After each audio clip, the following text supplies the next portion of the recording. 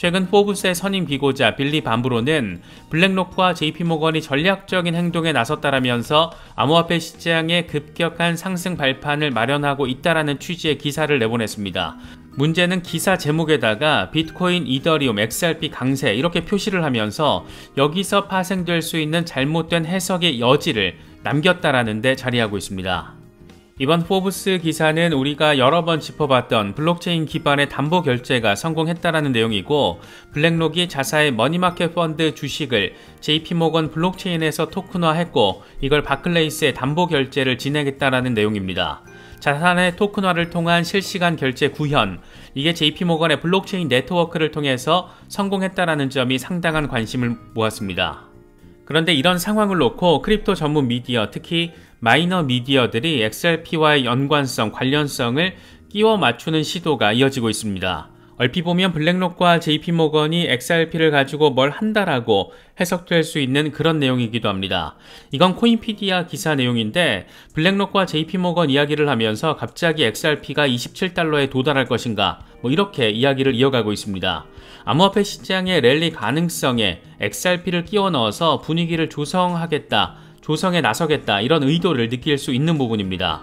이건 더 크립토얼러트닷컴이라는 블로그 성격의 크립토 사이트인데 제목 자체가 굉장히 거창합니다. 블랙록과 JP모건이 XRP를 비밀리에 축적하고 있다. 이게 만약 사실이라면 정말 한바탕 난리가 날 수 있는 그런 상황. 그래서 물론 이건 말도 안 되는 내용입니다. 내용은 더 신박합니다. JP모건이 전체 자산의 7.5%를 XRP에 투자하고 있다. JP모건이 이걸 공식적으로 확인해 주지 않고 있는데 이런 침묵에도 이유가 있을 것이다. 이 같은 내용을 기사의 형태로 전달하고 있습니다. 뭣도 모르는 사람이거나 이걸 진짜라고 믿고 싶은 사람들에게는 상당히 반갑게 느껴질 수 있는 내용들이지만, 이건 어디까지나 희망회로에 근거한 가짜뉴스이고 근거라고는 상상력밖에 없습니다. 문제는 이게 기사의 형태로 제작되어서 X 플랫폼 같은 글로벌 SNS 플랫폼에서 아주 적극적으로 유통되고 있다는 겁니다. 안 그래도 코인텔레그래프 오보 사태로 인해서 상당히 시끌벅적했는데, 정보 소비자로서 정신 바짝 번쩍 차리지 않으면 정말 바보 될 수 있다는 것, 이런 환경은 강세장이 다가올수록 더 강화되고 악화될 수 있다는 것, 우리 같은 투자자들은 늘 경계하면서 정보를 수용해야 한다, 미디어 크리틱이 중요하다, 이런 점 체크하시면 더 좋을 것 같습니다. 크립토컨트가 발표한 리포트를 보면 미국에서 비트코인 현물 ETF가 승인될 경우 비트코인 시가총액은 1조 달러까지 증가할 수 있을 것으로 예측됐습니다. 비트코인 현물 ETF의 연내 출시는 어려울 것으로 보이지만 그레이스케일과 리플이 SEC를 상대로 법정에서 받은 유리한 판결로 내년에 출시될 확률은 높아지고 있다. 현재 SEC의 비트코인 현물 ETF 승인을 신청한 자산 운용사들의 운용 자산 규모는 15조 6천억 달러다. 이들 운용 자산의 1%만 비트코인 현물 ETF에 투입을 해도 최대 1,550억 달러 규모가 비트코인 시장으로 유입이 된다. 이건 현재 비트코인 시총의 3분의 1 수준이고, 이럴 경우 비트코인 시총은 9천억 달러까지 증가할 수 있고 1조 달러도 불가능하지 않다, 이렇게 분석을 했습니다.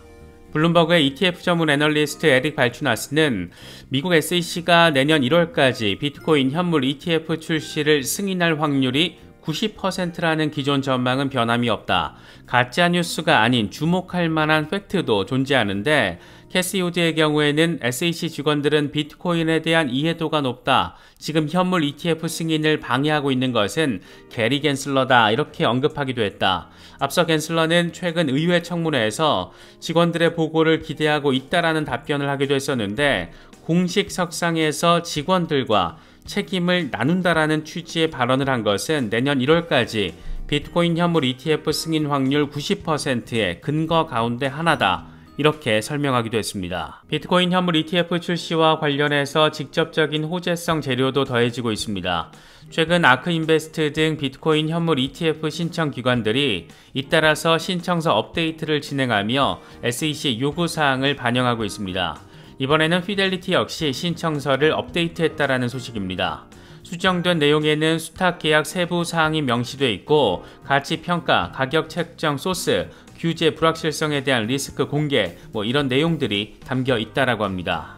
이와 관련해서 블룸버그의 ETF 전문 애널리스트 제임스 세이파트는 잠재적인 비트코인 현물 ETF 발행자들이 SEC가 승인을 고려하는 데 필요한 변경 수정 사항과 관련해서 SEC와 소통하고 있다라는 증거가 추가됐다라며 이번 피델리티의 신청서 업데이트 소식을 전했습니다.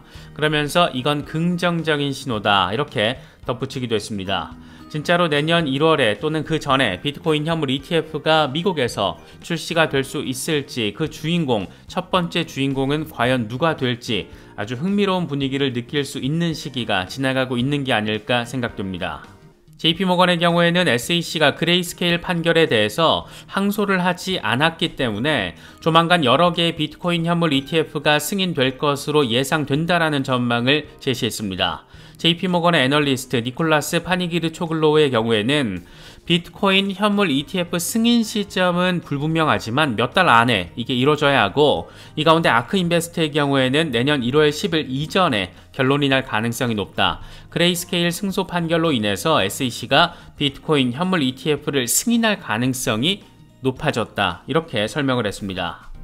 암호화폐 서비스 플랫폼인 매트릭스포트의 경우에는 블랙록의 비트코인 현물 ETF가 승인이 되면 비트코인이 42,000달러에서 56,000달러까지 상승할 수 있다라고 내다봤습니다. 이건 단순 추측에 근거한 예상이 아니고 역사적으로 ETF 승인은 투자자의 관심 증가, 자산 가격 상승과 일치했다. USDT의 시총이 240억 달러가 증가하면서 잠재적인 ETF 유입의 창구 역할을 할 수가 있고, 이럴 경우에는 보수적으로 봤을 때 비트코인은 42,000달러 상승 가능, 500억 달러가 더 유입된다라면 56,000달러 상승 가능, 이렇게 나름의 근거를 제시했습니다.